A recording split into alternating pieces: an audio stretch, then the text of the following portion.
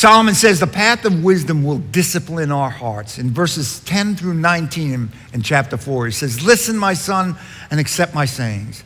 The years of your life will be many. I've instructed you in the way of wisdom. I've led you in upright paths. When you walk, your steps will not be hampered. And if you run, you will not stumble. Take hold of instruction. Do not let go. Guard her, for she is your life. Do not enter the path of the wicked, and do not proceed in the way of the evil people. Avoid it. Do not pass by it. Turn away and pass on. For they cannot sleep unless they do evil, and they are robbed of sleep unless they make someone stumble. For they eat the bread of wickedness and drink the wine of violence. But then he says, but the path of the righteous is like the light of dawn that shines brighter and brighter until the full day. The way of the wicked is like darkness. They do not know over what they stumble. Solomon is explaining that God's wisdom disciplines our heart, and it is perfect.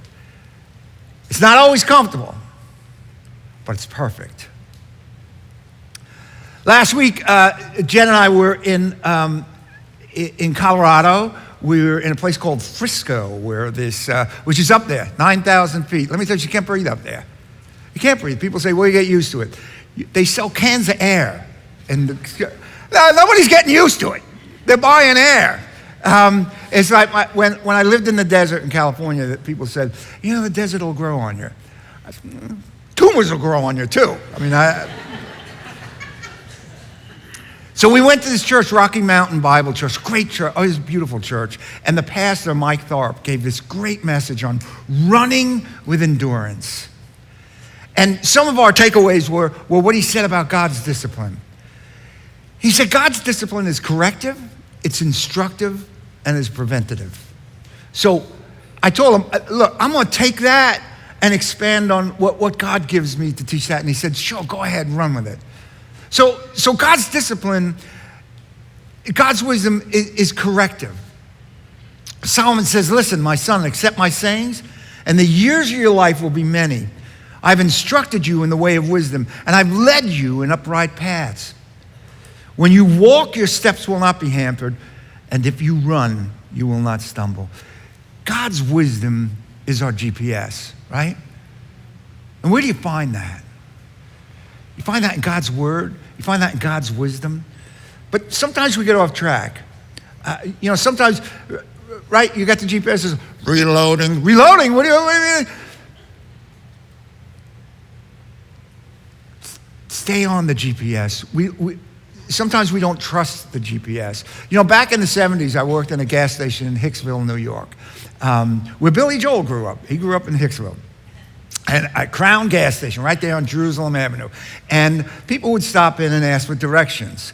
And just like our amusement, we'd always give wrong directions. You got to go down here. You get to Old Country Road. You go to Old Country Road, you take that all the way to Hempstead Turnpike. You turn right on Hempstead Turnpike and you go down as far as Garden City. Now, and the people are like, well, you worry they're going to come back? They ain't coming back. I don't know why we did that. That was cruel. But there was no GPS. They depended on us, and that was their mistake, depending on us. But we get off track, right? Some people do give us the wrong directions. But people get off track because they've been hurt. Religion is a great place to hurt people, right? To control and manipulate. My friends on Long Island, in the 1970s, when I was in California coming to Christ, they were on Long Island coming to Christ. There was this revival over the whole country, the Jesus movement. And some of them got very, very involved in the church, and they were burned. And you know what? 40-something years later, they've never gone back to church. Some people become disheartened by the church club. We don't want to come off like that. We're all your friends. People get off track because they view the church as too cold. We can be cold. That all or nothing mode of thinking. We must, and there's a great quote by Chris Volatin. where he says we must love others more than we love our convictions. But we can't love others instead of our convictions. I love that. And I love you. I still have my convictions though, but I love you. People get off track because they buy into the God of their own making. Augustine wrote so many years ago, if you believe what you like in the Gospels and reject what you don't like, it's not the gospel you believe, but yourself. And some of us have made up our own gospels. But God's corrective wisdom reminds us truth is the path. Truth is the path. Not my opinions, not my thoughts, but truth is the path. Not what we perceive in church, not how we view the church, not our own opinions.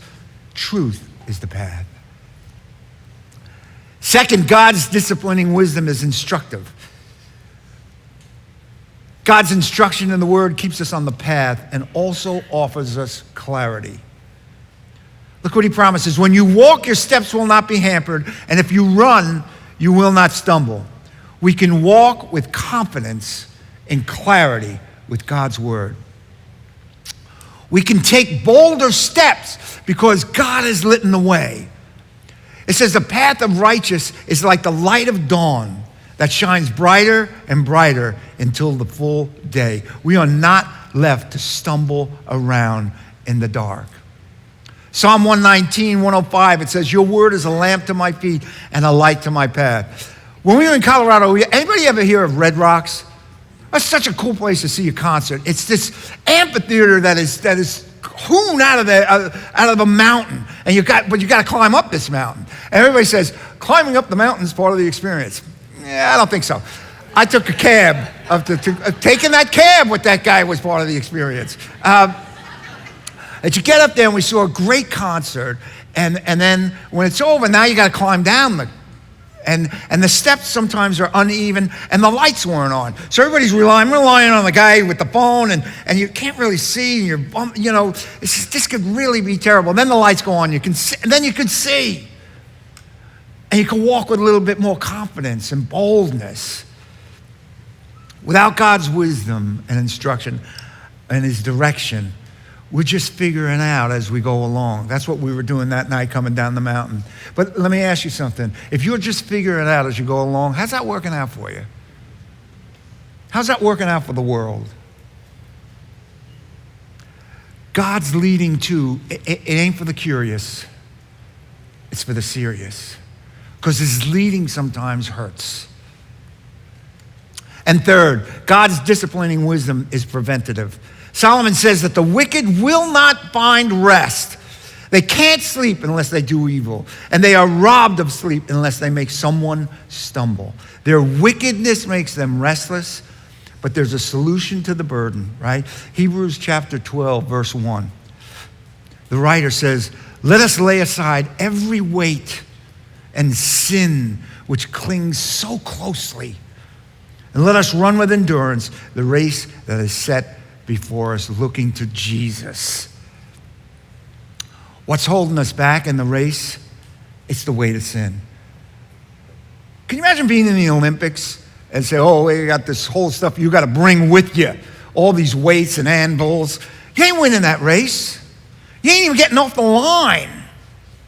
We can prevent a lot of problems by dropping the weight of sin. Imagine running with those burdens and then having them taken off of you. You ever read Pilgrim's Progress? What an amazing tale. And you'll get a chance when we do communion this morning to let go. To let go of those weights that are holding you back.